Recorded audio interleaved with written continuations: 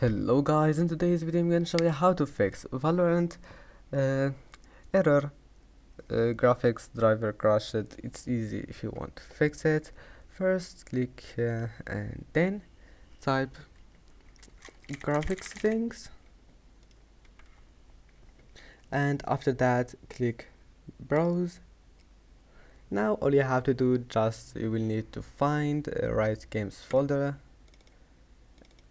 and go to wait go to right games, Valorant, and then live, shooter game, binaries, Win64, and here we'll find Valorant. Right click on it, properties, compatibility, enable those two options, and first option make it Windows 8, click apply and OK.